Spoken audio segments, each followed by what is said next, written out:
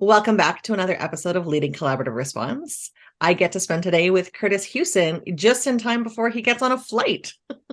Yeah, absolutely, Jen. It's great to be with you here this morning. We actually are heading out for an engagement with a school district in Saskatchewan here over the next day, which super exciting to begin engaging. I think they have 36 schools that their leadership will be part of an overview session. So super excited to be able to share collaborative response and help connect it to what I understand are some really strong processes and structures that the district already has in place. When the district leaders had first engaged in this work, they went, oh, there's the piece that connects all the things that we've been doing, which was super exciting. So yeah, get a chance to board a plane and head east. I love when people see that connection because I know that's exactly what I felt so many years ago when Yeah. it was brought into the district I was working in. So that is absolutely fabulous.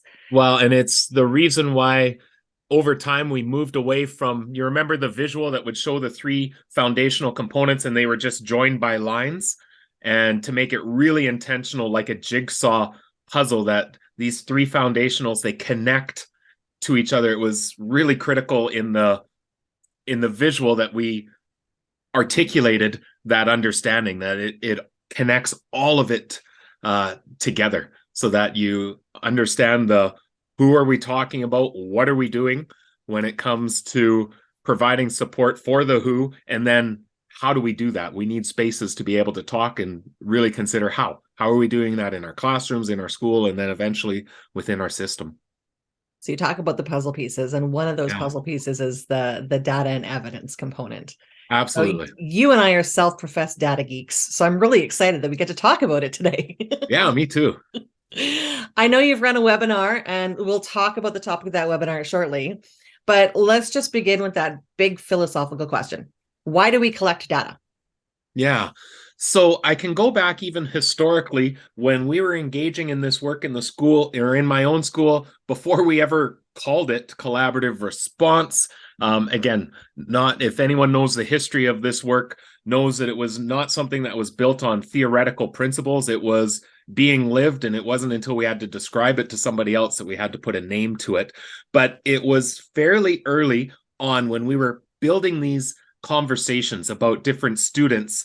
It was oftentimes the students that were coming up were either the same students over and over again, or sometimes it was a gut reaction of something just happened moments before. In some cases, I came into this conversation and I want to bring it in, even though that may be one moment in time. The other thing that was happening is there was a lot of students that were going unnoticed who had difficulties, had struggles, but either had really good coping mechanisms or were, for lack of a better word, compliant and a pleasure to have in the classroom. And so they weren't surfacing in the same way. I think when data and evidence comes into this work, it helps uncover students that we may not have been paying attention to before, shows us trends. And if we're doing a really good job within our school or within our system, it should be more confirming than surprising, if that makes any sense. That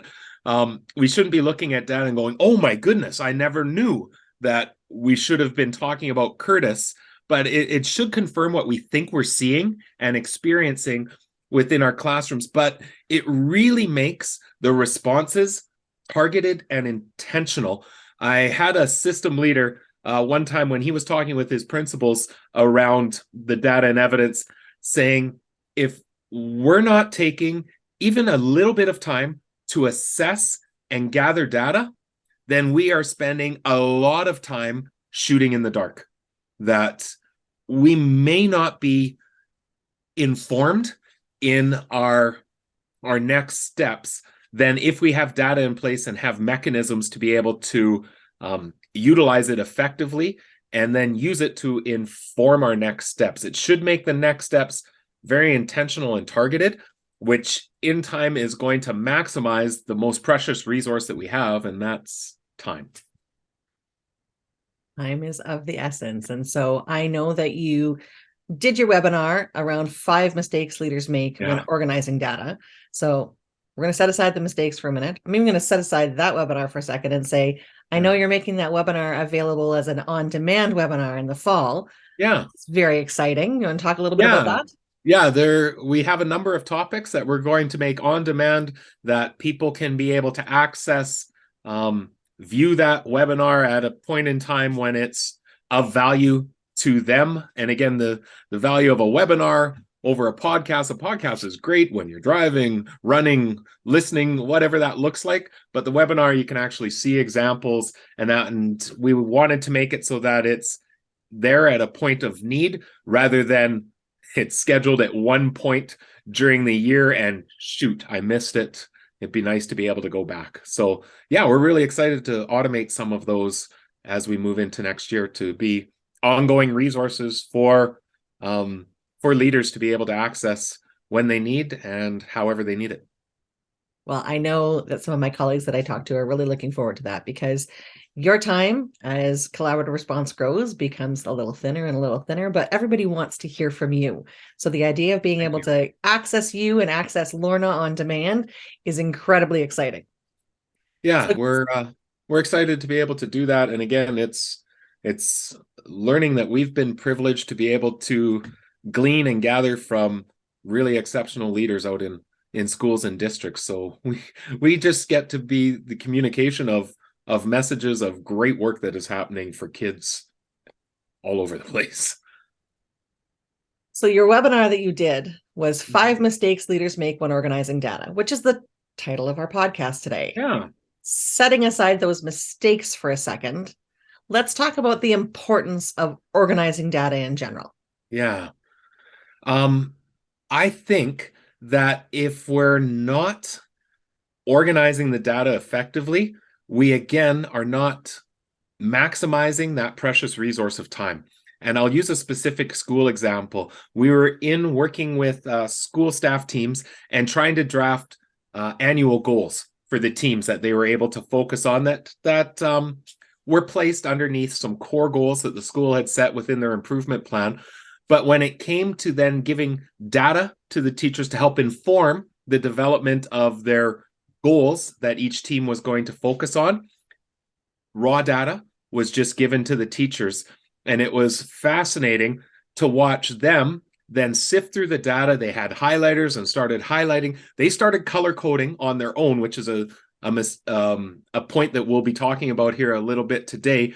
But there was a lot of time that ended up getting spent for every person to then organize that data. And again, not that that's not valuable to be able to sift through and look and think critically, but when time is so critical, we want to be able to have a way that we're organizing and preparing that data so that we can spend the majority of our time in our conversations around, so what are we going to do? So that we can spend it on the response and the next steps, rather than we're going to have to take the next hour to sort out, organize, make this data make sense, because when it's just raw, it's a collection that doesn't do what we know is critical of being able to flag, being able to uncover what it is that who and what we should be talking about, and then inform our next steps. If it's not organized well, we're putting that additional task onto people when again, time is critically important for us. So as someone who spent hours color coding PAT and diploma results coming out from Alberta, absolutely, I appreciate the notion that time is of the essence, and let's hope we can help them learn some of the mistakes that leaders make. Yeah. So Kurtis, let's talk. What are the 5 mistakes?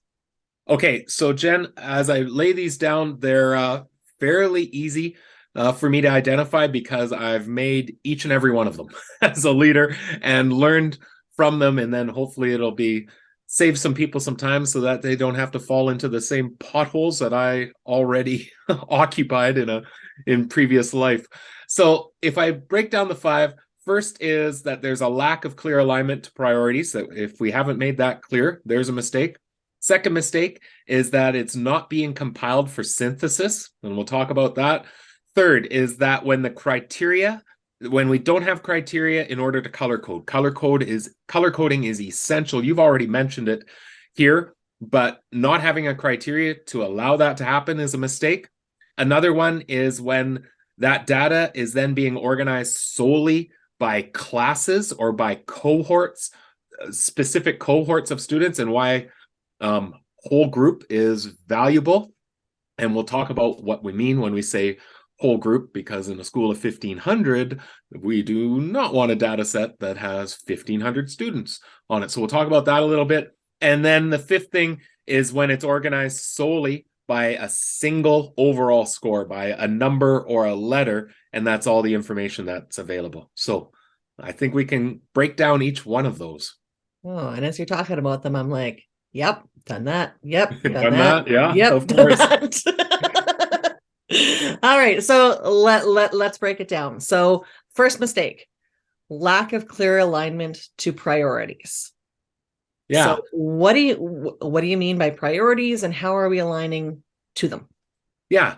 So I think whenever we share data, it's a one more opportunity within our organization to reinforce these are the priorities that we've said are critically important, that we are trying to move the needle on, that we're trying to impact. And now here's the data that we've collected in relation to that. So if on the data source, I haven't clearly articulated what is the priority that this is aligned to, I think there's a missed opportunity to once again create clarity and focus around the priorities that we've set. So for instance, in my school improvement plan, let's say that I've determined 4 goals that we are attempting to accomplish as a school. What I should be able to do then is to be able to say, all right, for each of those goals, do I have a key measure that we are going to utilize to say, are we getting somewhere? Are we making impact? And whether that goal or that priority area is something that we're going to focus on for a year, maybe it's a 3-year, maybe it's a 10-year that we're really trying to address for something like maybe we're really trying to engage in work that's going to increase student attendance. Well, I might have to take a long-term look at that to be able to see what happens, because something that is that much of a lag measure, let's say, you're not going to see immediately from your efforts that that's going to necessarily jump. So within the data overview, to be able to say this data is informing this priority and making it super, super, super clear within this. So I've worked with schools where they've said we have literacy achievement is one of our core areas that we're trying to improve, numeracy achievement, and a sense of belonging. Then on the data overview, being able to group by, if those are our 3 key priority areas, what are we utilizing as a key measure or a screen in relation to literacy? And do we have that data? And then we'll talk about how that organizes. Numeracy, the sense of belonging data that we're utilizing.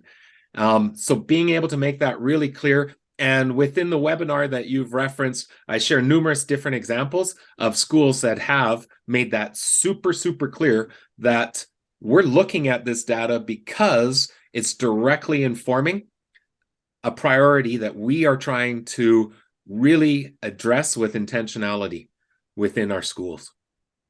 So we're going to align data to priority areas.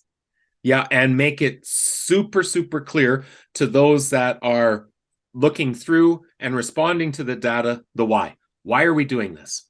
It's not just, again, it's not just because we have some literacy data, let's look at it. We have some literacy data because we've said that's a key priority that we are trying to, again, move the needle on within our school over time. And again, making that really crystal clear. I didn't always do that as an administrator, and sometimes it was just assumed people understood, which was an incorrect notion to work from, trying to base things off assumptions. But then also that idea that it's a missed opportunity to just, again, reinforce this is something we're really trying to impact in our organization. Well, and I love the way that you describe that, the clarity of that connection and the moving the needle, because again, having been in various roles, right? Sometimes the data collection gets rolled out as a it feels as a classroom teacher as a thou shalt, right? Thou shalt collect the data Or an add-on. or I'm an so add-on, busy and now I have to do this as well. right? And so not having that explicit connection, like you've said, is a missed opportunity Mm-hmm. in engaging staff in moving the needle and building up those plans as you Yeah, move forward. 100%.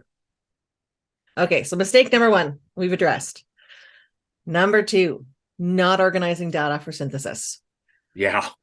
And so we again, this is a lived experience because I had different times within work as a leader within a school where we would engage in collecting data from students, and we'd have, let's say, it generated for each child a 3-page report that we had if we were utilizing something that had a reporting function with it.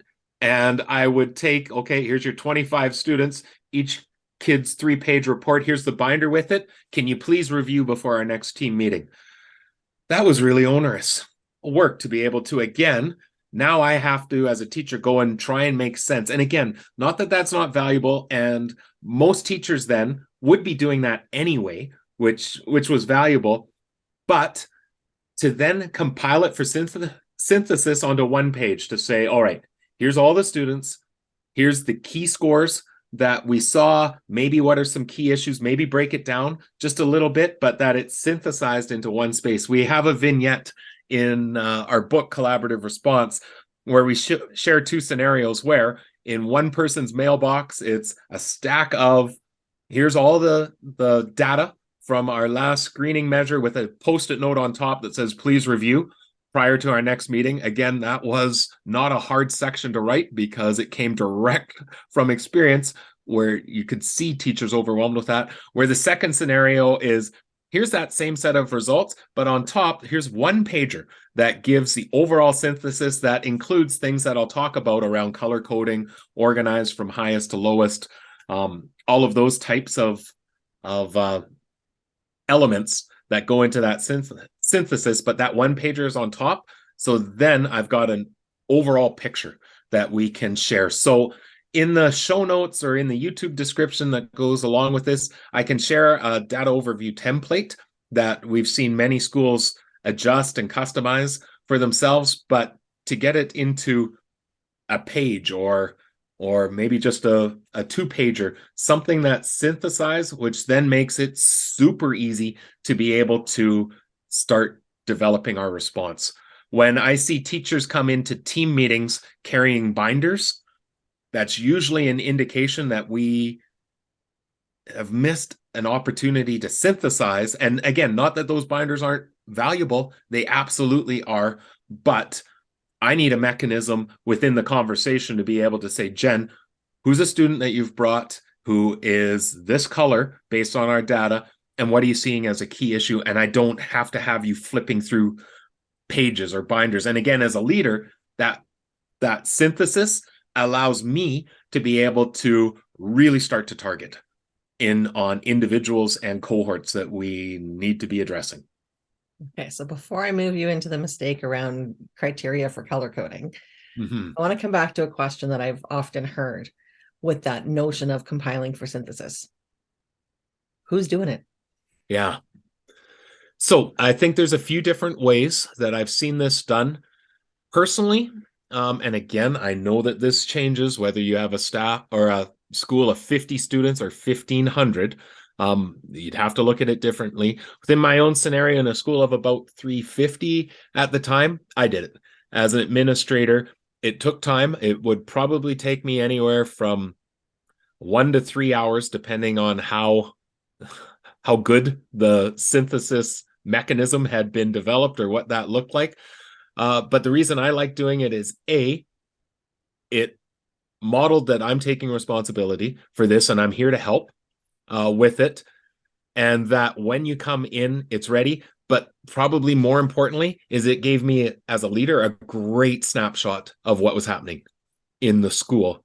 I liked being able to. And again, you referenced Data Geek. It was a great way for me to be able to understand in depth what was going on in the school, but then also have some of those opportunities for celebration as we saw data increasing and students growing. I loved being able to see that. So I took that one on myself. I've seen other schools where that gets tasked off to an admin assistant role, which again, valuable. I worked with one school, and actually we did this in certain scenarios as well, where we would utilize EAs. Let's say, for instance, I have an EA who works with a complex student, but we have a day where that student's not there. That would be a great day for this person to go and synthesize and create our data overviews for us. I've utilized people in that way. I've also then seen schools where they say, all right, we have time set aside on a PD day. Take your data and enter it into this document. And it's tasked to teachers, but the time's provided to be able to do it. I struggle a little bit when I hear teachers saying, oh my goodness, I have to go and input data, sometimes in multiple places. And it's really onerous and cumbersome as far as the time involvement. So to me, I think there's ways and mechanisms to be able to do it. Again, I've seen department heads that becomes part of their role, and they have time provided to be able to do that. But again, I struggle, and not that I'm shooting it down as a notion, because there's times where it's important, but to be able to say this is totally on you teachers to be able to synthesize that. Again, as a leader, it was time well worth it to be able to get the snapshot that could help inform the everyday decision making that was happening. So regardless of how it happens in a school, there needs to be intentionality and consideration put behind it to ensure that there is the time to make it happen. Absolutely. And the other thing too is it forced me to gain a skill set around the use of Excel documents and Google Sheets that has proved to be very, very valuable in lots of other ways as well. Okay, so you've compiled for synthesis. We're moving into mistake number 3 now. We know color coding is important, but the mistake that typically gets made is that there's no criteria for color coding. Yeah. You want to talk about that?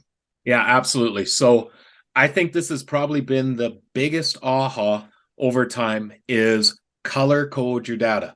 And again, I've had some schools that I often profess just a simple, very westernized traffic light of red, yellow, green type of a scenario. I had heard, I believe it was Bill Ferreter one time referred to it as Christmas tree highlighting.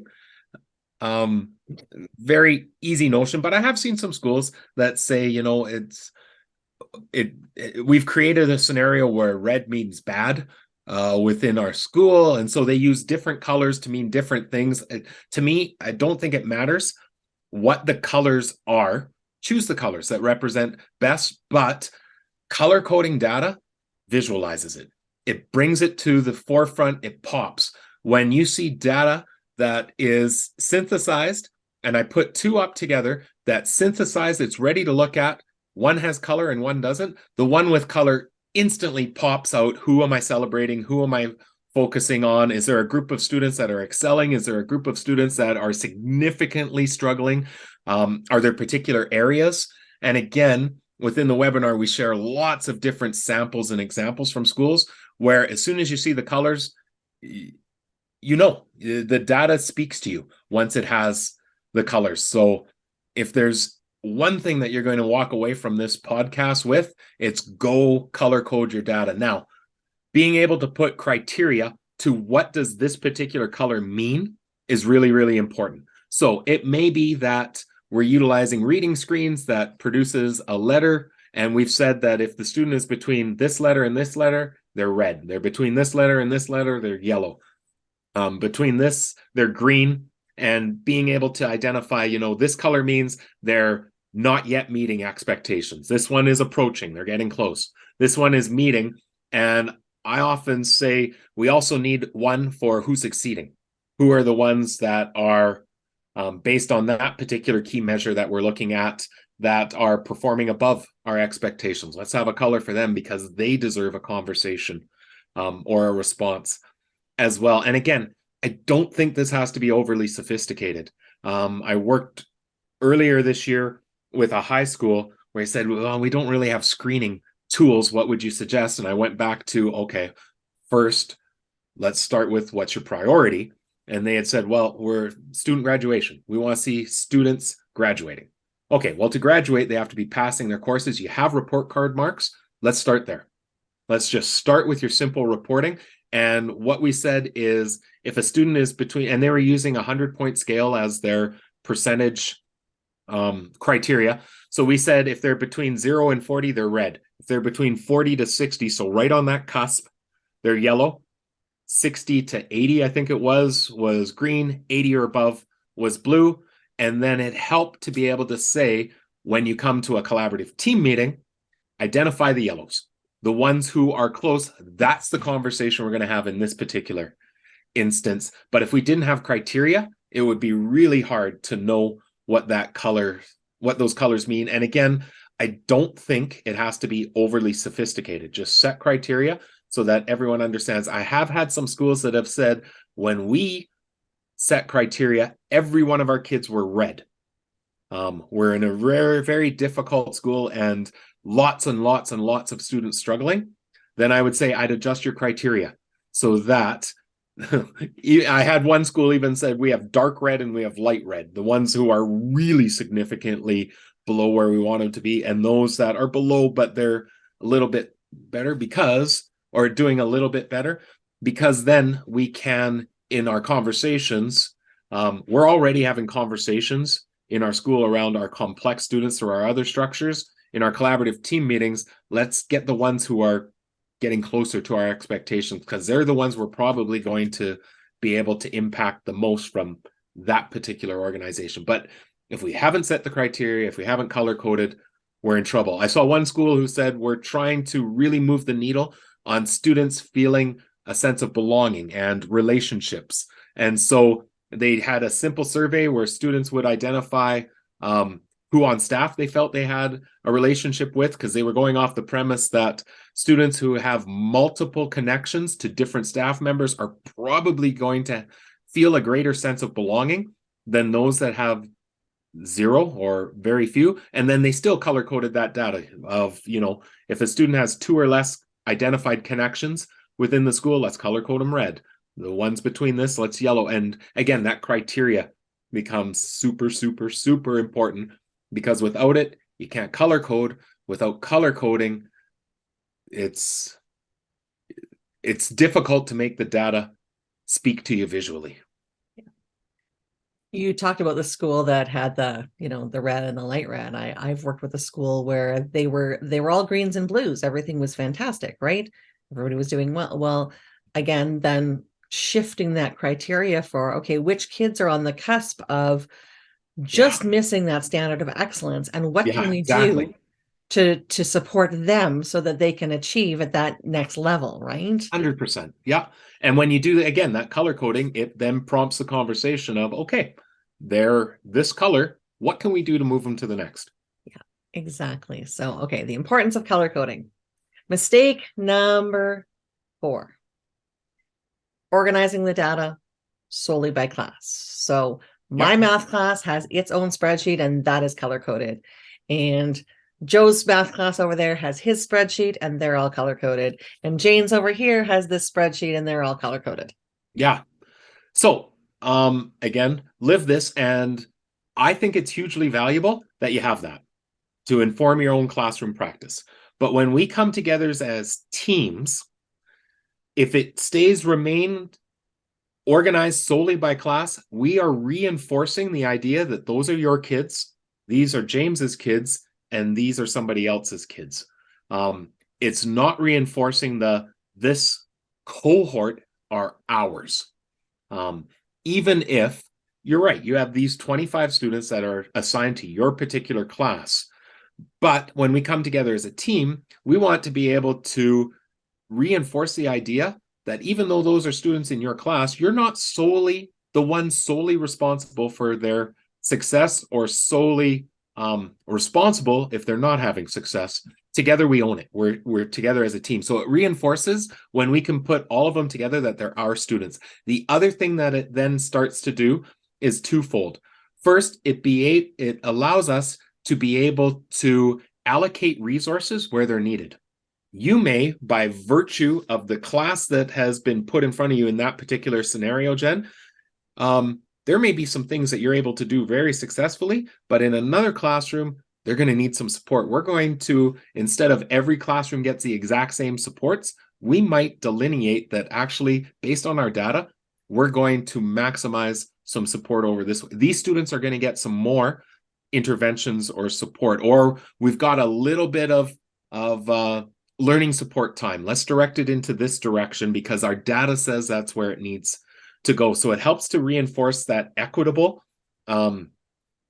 allocation of support and resources to where it needs to go, rather than saying, or even reinforcing, well, how come he gets that support and I don't? Well, because the data says they need that support. The other thing that it does too is over time, and as people get comfortable utilizing data and what it's telling us, and then even more importantly, begin to build that trust.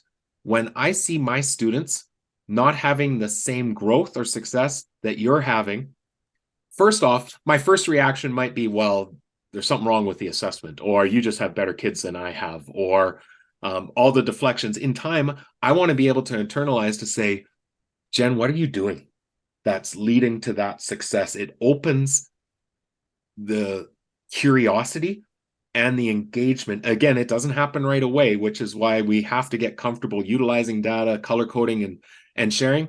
But I've seen this over and over and over again, where people can start to say, why are you getting the results you're getting? As opposed to myself, what could I learn from you that could help within this? And then again, it helps from an administrative lens or a leadership lens to say, are we seeing some students that are having greater success? Why? Why is that happening? What's happening in that classroom? What's happening in their engagement? What's happening at home that we could learn from to then replicate in another place? If we keep it all separate, we don't have an opportunity for that conversation to emerge. I love watching teachers in collaborative team meetings when they start talking about, how they're going to address the issue, right? And one teacher will say, well, I'm going to do this in my classroom with these two students, but on the data, it shows this student over here in your class is having that same concern. What if they came to my class during that same time? Absolutely. Right? So that collective ownership of they are all our students, the data can bring that out as well. And I love that. Well, and again, if we haven't brought the data together and we've kept it separate in classrooms, again, it reinforces well, you deal with those kids in your room and he deals with those. And when it comes together, it leverages that conversations and opens up the door to say, I'm already working with 3 kids on this little exercise because the data says it's something that they need. You've got one with it as well. Why don't they come and join me for the first 10 minutes of class because I'm engaging in that? And again, it's maximizing our time and resources to be able to impact as many students as possible. It might be hard to leverage that conversation if we didn't have data suggesting it. That third point, that objective point, right? Not from the gut, but it's objective.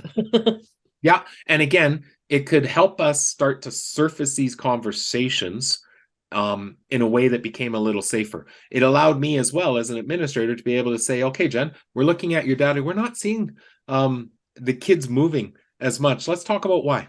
What's happening? How could we respond? And this is not a judgment on you at all. As a teacher, it's just the data has surfaced a conversation that we need to be able to explore. And again, when people get comfortable recognizing and utilizing their data over and over, it's not done from a judgment perspective. It's done from okay, so what do we do? The data says this. What's our response? And that conversation, I just want to make clear, is not necessarily one taking place in a collaborative team meeting, but it might be something where you've pulled the teacher aside at a separate conversation or part of the collaborative planning time. Yeah, absolutely. For sure. All right. We have one mistake left, Kurtis, and that is the notion that the data has been organized solely by score. So I see this fairly often, especially when staff are just starting to utilize data and organizing it in some of the ways that I've described, where I get a score off this particular screener that we're utilizing, and that's all that goes on to the data overview. The problem with it is a number or a letter doesn't necessarily communicate what's happening behind it. So it's a great place to start to be able to say, all right, based on this screener, we should be talking about Kurtis. It's indicating that something's going on with Kurtis, but now I have to dig a little bit to find out, so what is happening? So I love, and again, in the webinar, we share multiple examples where, yeah, there's an overall score that's there, but then there's, here's the different questions, how they scored on it that were part of the particular screener. Or in that example that I had shared about indicating number of staff, I might have, here's some of the responses that were heard within it. We often see schools too where, we did this reading assessment, it brought up this particular score, but then on the data overview, we indicate, well, what's the key issue that we experienced or observed when we were administering that particular assessment. So being able to dive a little deeper, and we've seen within our own province of Alberta with some of the provincial screeners that have been utilized at the elementary grades that have been introduced, and when schools aren't necessarily used to having that data, where it was single score coming in, and it always prompted the conversation of, okay, but what does that mean? What happens? The other mistake that I've made as a principal is we had that data scored by a single, let's use well, in our case, it was a reading assessment that produced a letter. And we said, all right, let's put all the H's together then into a group to respond. And the problem was they all arrived at that overall composite score because of different reasons. Yeah, there were different lagging skills that were in place that when you got that group together, you realized, oh my goodness, I'm trying to respond because they're all at the same place according to that screen, but they're all at that place for completely different reasons, and I've got the wrong groupings. We often say, especially when it comes to intervention, group by skill, not by score, but you need to be able to, when we've organized that data, have the little bit of what's underneath. So again, we've seen numerous schools where the overall score is here, they've color-coded it just like we've said, but then here's the subset of skills that were measured that we've also have included. We've color-coded them as well so that we can say, all right, a lot of our students are indicating that this sub-skill is a concern. That's something we're going to talk about in our collaborative planning because we're going to do some things that are going to benefit a whole lot of students. Or I have this particular student who's doing really well on the overall score, but here's one sub-skill that they're not as performing as well on. Let's work on that one thing. And again, it's difficult to do if I have a data overview that has name, score, I've color-coded, I've organized it, but that's it. Because then it will prompt the next conversation of, okay, so why? Why are they a 62% overall average? What's going on? The so what, now what conversation. Yeah. Okay, Kurtis. So we're going to address the 5 mistakes because we are going to align our data with our priorities. Mm-hmm. We are going to compile things for synthesis. Yeah. We're going to establish criteria for color coding. We're going to organize it as the cohort, the group around the table, rather than just individual classes. And we're going to make sure that there's a space in there to record the why behind the score. Yeah, absolutely. The subset of skills or the key issue that I observed when administering or whatever that looks like. You bet. So I know your webinar participants got a little bit of a bonus out of you. Yeah. Do you want to share a little bit with our audience? Because I think they deserve the bonus too for being loyal listeners and loyal followers. This question is brought to you by WeCollab. Designed by educators for educators, this comprehensive digital system aligns with the foundational components of collaborative response. Moving from conversation to action, WeCollab empowers classrooms, schools, and systems to provide the very best response for each and every child by informing action-based decision-making with data and evidence supporting student success. That whole notion of a school scoreboard. Yeah. So this was actually an idea that was leveraged from outside of education. I had been reading a book that had talked about how a grocery store had implemented scoreboards in the back warehouse room where they would keep score of weekly sales that were happening in different departments, and it could help them to identify, are there departments that were seeing growth or not seeing growth, but it was updated on a weekly basis and just kept it at the forefront, kept people talking and engaged. And I thought that would be a wonderful thing if we could do that from a school perspective as well, because a lot of our data was in binders, in computer drives. It wasn't right front and center. So we actually had within our staff room a bulletin board where we could say, all right, at this point in the year, here's the percentage of students that are meeting our benchmark based on this screener that we're going to do 3 times during the year. After the second, here's the percentage that we're where we wanted them to be. And we would break it down by colors. And it just created that 2 things. A sense of, once again, ongoing focus on our priorities. That is front and center. These are the things we're working on and what we're seeing. It created urgency, but then even more importantly, it reinforced we're getting somewhere when we could see things moving or changing. And again, it's not that we were able to do like that grocery store said of weekly, because we didn't have that type of frequency on our data sets. But even for us 3 times during the year, being able to update and show and being able to say, hey, last time we were together, we had 150 students where we wanted them to be. Now we're at 175. Yay, whatever we're doing is having impact. Congrats.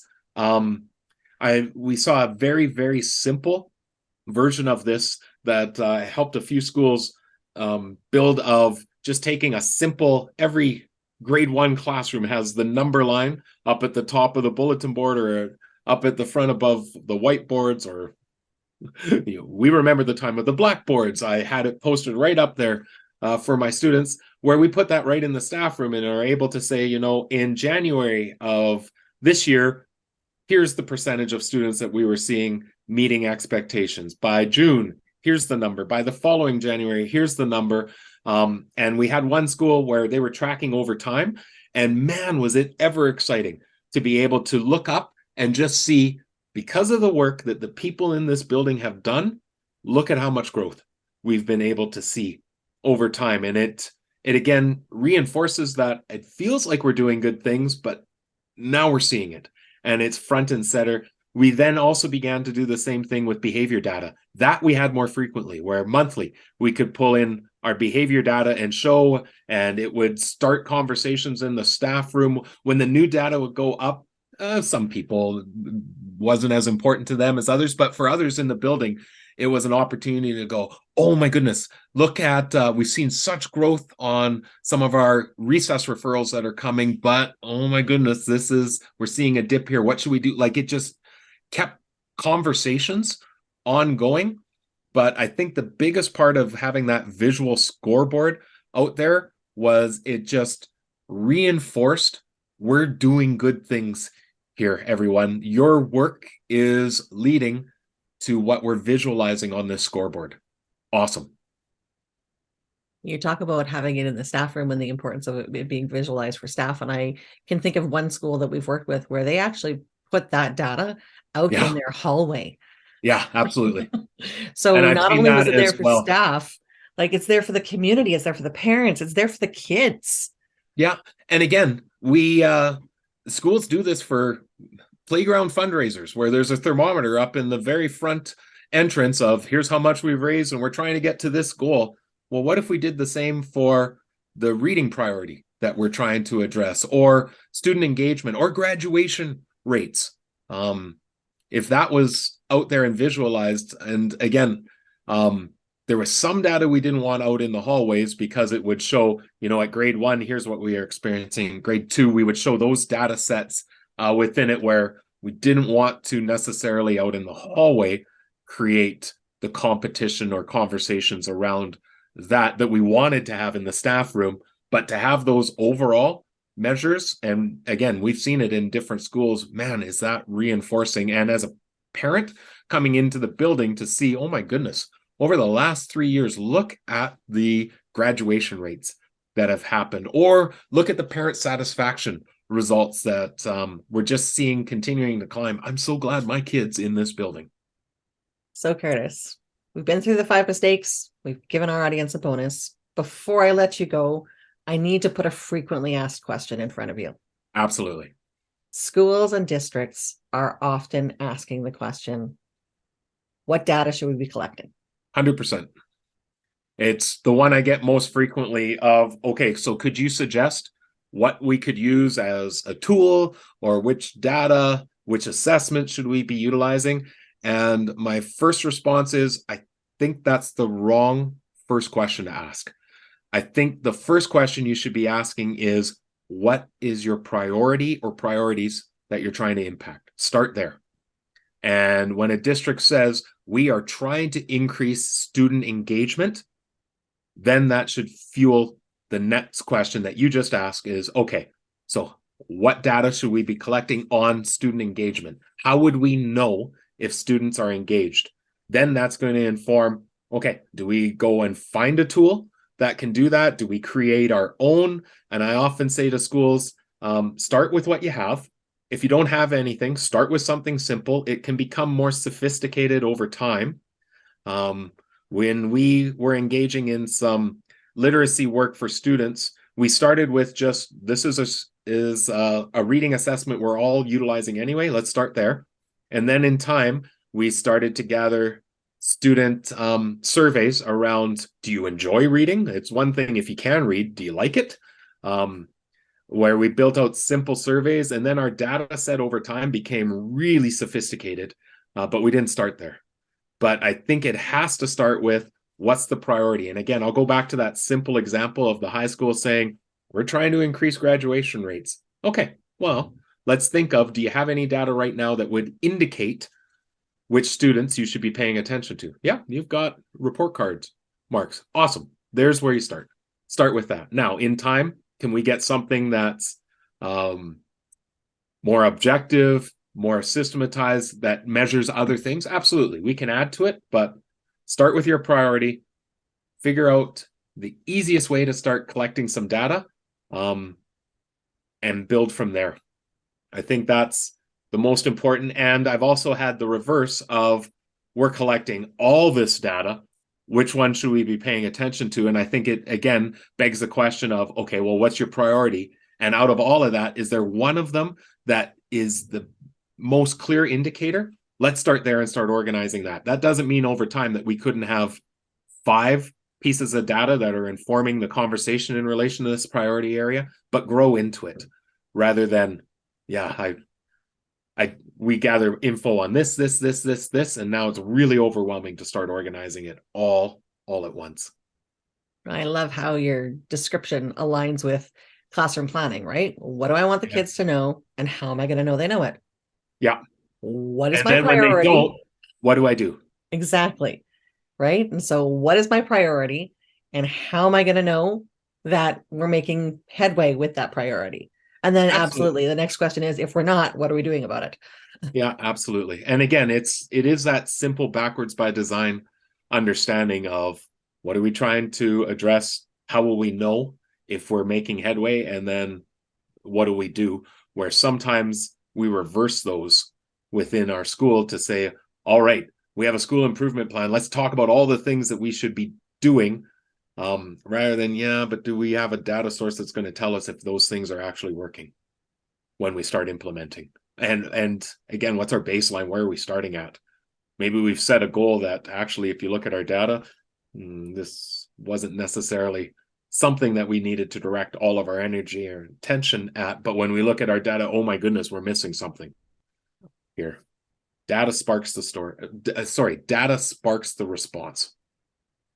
And that whole notion of cyclical, right? That whole idea of, okay, so we've identified a problem from the data, we've made an action plan, we reassess the data to see if the action plan has worked, go back and forth. Yeah. And I'm of the mind that as leaders, it's our job to organize.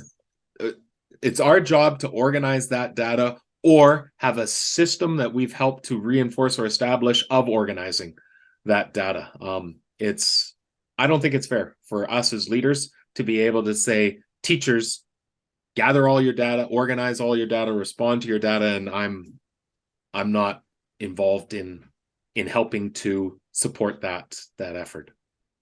If you're responsible for the improvement plan or advancement plan or whatever name you want to call the plan for the school, you have to know the components. If you're responsible for the child in the classroom, you have to know the components. Absolutely. And again, I think as leaders, we can take a lead by ensuring that the data we're collecting is well organized to fuel the response. Well, Kurtis, I thank you because I know there is a suitcase that needs you to look it over and make sure it's ready to go for your flight. So Perfect. Thank you for taking the time today to go through this. It's overwhelming for some. If they're not self-professed 100%. data geeks, like it may be overwhelming, but you've identified very clearly some things that can be done to make it manageable, to make it meaningful. Yeah. And I often, the response of that when either someone expresses they're overwhelmed or they don't, and they are just by reactions. And that is, pick one thing, one priority you're trying to impact in your organization. Then what's one way we could gather data that would tell us if we're being successful, and then organize that one thing. Like, just start in a simple way that can build upon over time, rather than, oh my goodness, we have to have a plan that has 5 priority areas because we're a school of this size and each priority area needs 5 different ways that we're measuring. Yeah, you're going to overwhelm yourself really quickly. Go slow to go fast. 100%. All right. Well, you take care. Have safe travels. All right. Thanks so much, Jen. All the best. Ensuring success for all students is a moral imperative for all schools, but it takes a highly coordinated framework of structures and processes to maximize the collective capacity of the team.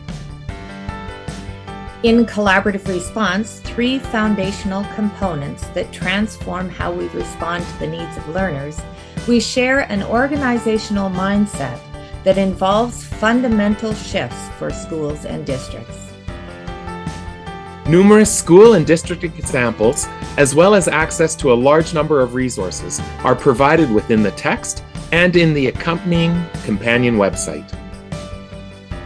Join the growing number of schools using collaborative response to ensure high levels of success for students and staff, stemming from the essential belief that every child deserves a team. I'm sure Kurtis and I could talk about data for hours, because being informed is empowering. And so the mistakes that he went over are the idea of how to maximize the data so that you can be better informed, so that you can be more empowered in responding to students. So some key learnings that came out of our conversation. Number 1, reinforcing the priorities. Again, making that connection between the data and its collection and its synthesis, and how it is connected to those priorities, those things that we have identified as a need to invest in to try and move the needle on. And so when you can connect the data says we need to improve this, so therefore it's a priority, and because it's a priority, we need to collect the data that shows we're making progress by investing the time and effort and so on into it. I think that is incredibly important, so that it does not feel for teachers like one more thing. Maintaining that priority by putting up the scoreboard in the staff room, right? So that it is always at the forefront of, this is a priority and we are measuring it, and here's the progress that we're making, and look at all the good things that are happening for kids.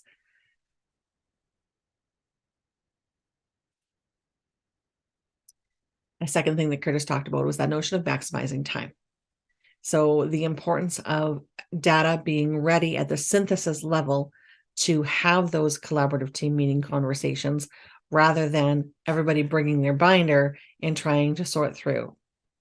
The notion in that of the pre-meeting organizer of, okay, so the data has been synthesized. Here is where it is. Having those students identified before the meeting that you want to bring forward based on the data as well as the experience in the classroom. The notion of clarity. So color coding the data, making sure that it's more than just a score by having in those comments or those key skills that students were struggling with, so that we know when we go to maximize the time for intervention, why we're grouping students together and why. And then on that notion of, grouping students together, that creating a sense of community that comes from grouping the data by more than just individual class. Yes, as an individual classroom teacher, I want that data to inform my instruction in my classroom. But when we come together as a group, having that data compiled as our group of students so that we can make the best informed decisions about how we can meet the needs of all our students, I think is very important. The last thing for me,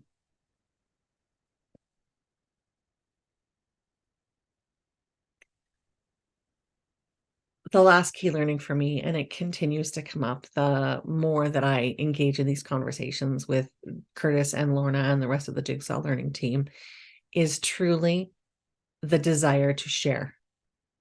The experiences that we are blessed to be a part of, fortunate to be able to go out and work in schools and engage in conversations, the opportunities that we have to gather samples from schools in various contexts on how they have implemented certain things.